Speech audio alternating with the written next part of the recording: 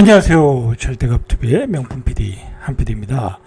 자, 오늘도 몇 군데 특공 결과가 나왔죠. 광명. 자, 거기도 특공은 완판이 되었다고 그래요. 그리고 뭐 구의역, 뭐 거기도 뭐 당연히 요즘 분위기를 봐서는 완판이 되었고, 뭐 서울 수도권은 거의 완판이 되는 분위기예요. 뭐 고덕도 마찬가지고, 뭐 지방은 역시 안 되는 거고. 자, 이런 특공 결과가 나오면은 그거에 대해서 글을 올리는 인간들이 있어요.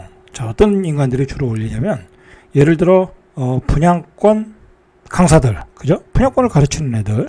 자, 분양권을 가르치는 강사들은 분양이 잘 돼야 강의가 되는 거야, 그죠? 분양이 잘 돼야, 경쟁률이 세야 그 사람들 강의를 들으러 가는 거예요. 어떻게든 분양을 받아야 된다니까. 그러니까 이 사람들은 분양 완판이 되면은 항상 그 시장을 띄우는 글들을 올려. 서울은 지금 뭐 분양가가 가장 싸다. 그런 그 글귀로 뭐랄까요, 펌프질 하는 거죠. 그리고 뭐 항상 그 결과가 나오면 또 펌프질 하는 인간들이 있잖아요. 자, 그런 인간들도 봐라, 또 수요가 이렇게 많다 하면서 또 이야기를 하는 거예요. 자, 여러분, 뭐 지금 시장이 객관적으로 볼 때 분양가가 싸진 않잖아요, 그죠?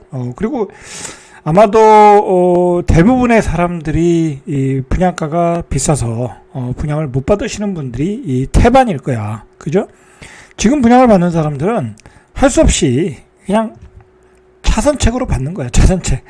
그냥 뭐 지금이 뭐 안 받을 수가 없는 상황 있잖아요, 그죠? 안 받을 수가 없는 상황.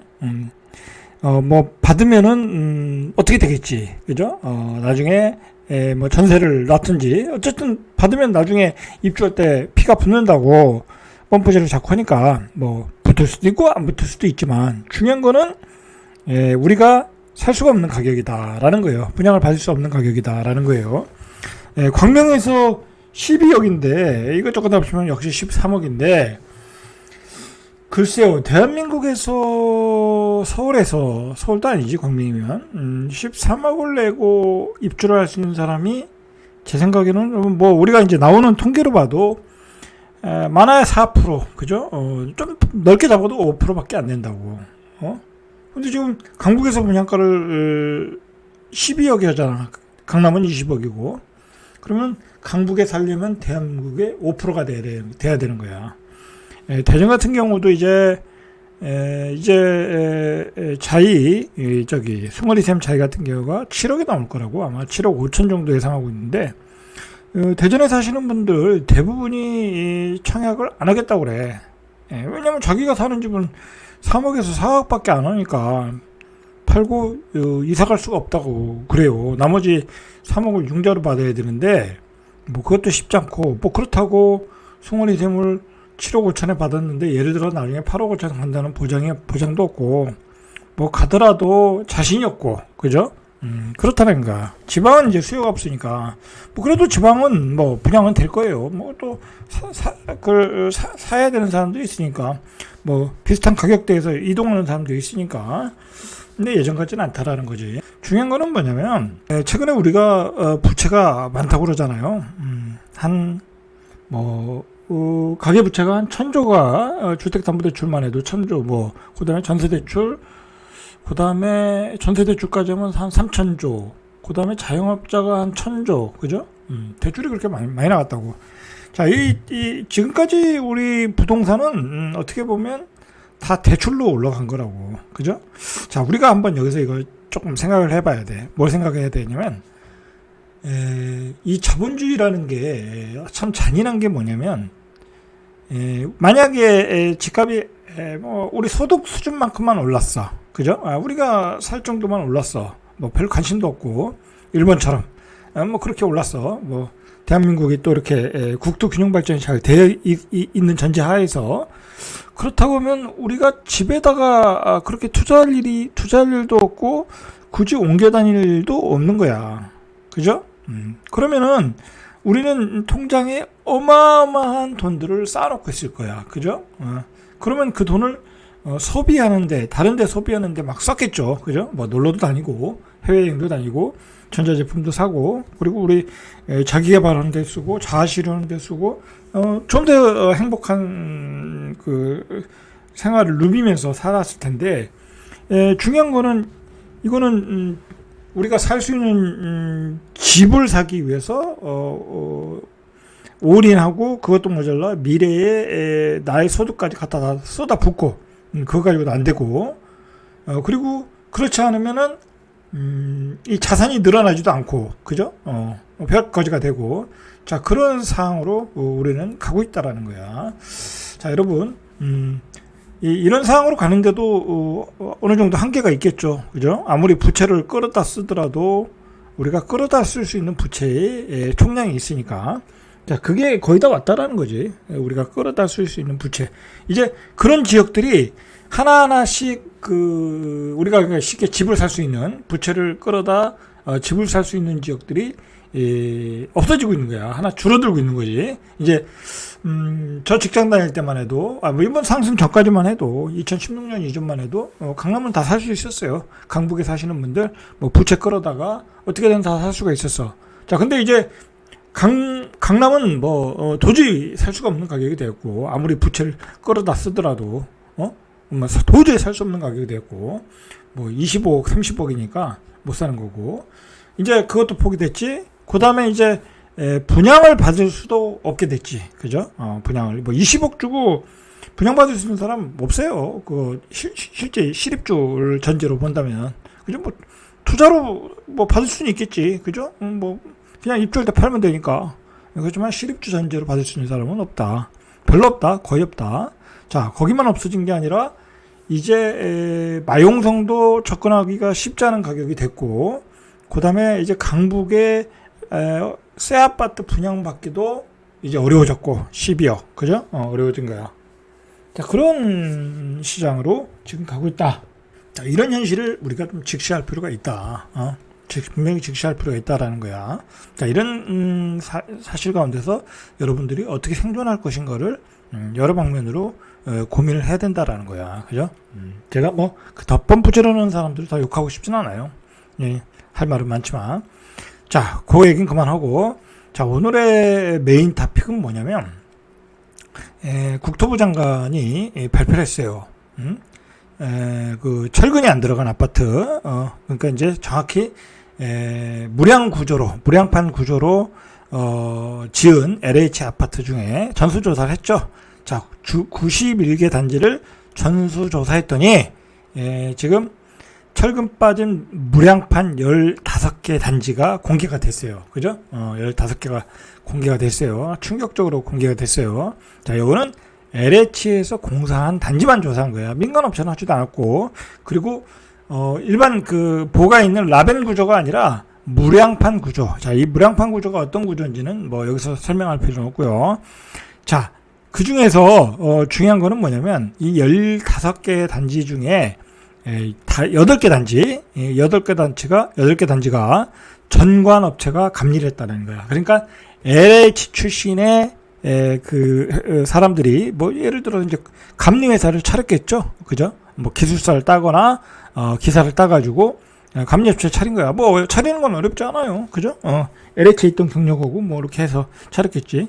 그 회사가 8개 단지가 감리했는데 그 회사에서 이렇게 철근이 빠진 아파트를 만들었다. 그러니까 이 8개 단지를 감리한 그 회사들은 감리를 제대로 안 한 거야. 그죠? 직무유기를 한 거야. 이 양반들은. 자, 어떤 단지가 있냐면 파주 운정의 A34 남양주 별내에 A25 블록 등 15개 단지에서 기둥으로 쏠리는 하중을 견딜 수 있는 보강철근이 빠졌다. 자, 지하 주차장에 기둥으로 쏠리는 곳에 철근을 제대로 넣어야지 이게 기초가 받침이 되겠죠. 무너지지 않겠지. 그런데 이걸 빠뜨린 거야.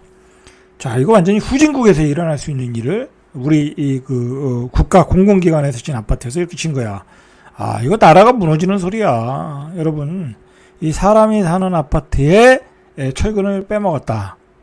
그것도 감리 역할을 제대로 안 했다. 감리는 공사를 제대로 하는지, 철근을 제대로 짓는지, 넣는지, 시멘트를 제대로 쓰는지, 뭐 그걸 감리하라고 감리사를 그 고용을 하는 건데, 국가에서 제도를 만든 건데 그 역할을 안 했다라는 거야.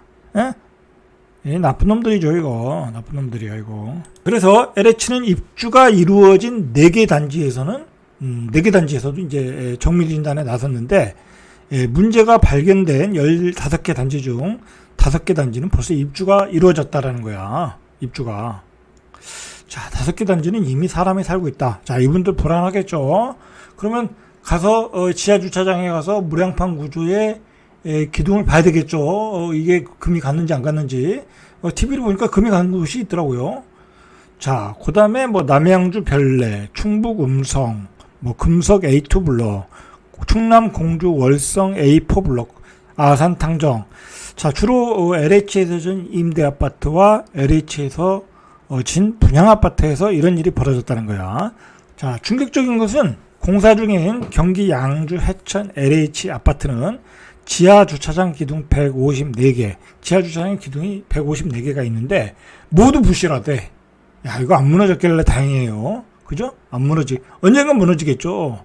왜 그러냐면 건물을 지을 때는 구조 계산을 정확히 해서 거기에 철근을 얼마 넣고 기둥을 얼마 몇 개를 넣고 그렇게 해서 계산해서 구조 계산을 해가지고 구조 기술사가 구조 계산을 해서 아파트를 짓는 거거든요. 근데 그대로 짓질 않은 거야. 그 기둥에서 철근을 다 빼먹은 거야. 자, 이게 설계 단계에서 누락이 됐다라는 거지. 이 양주 해천 같은 경우에는. 그러니까 시공사는 그대로 진 거야.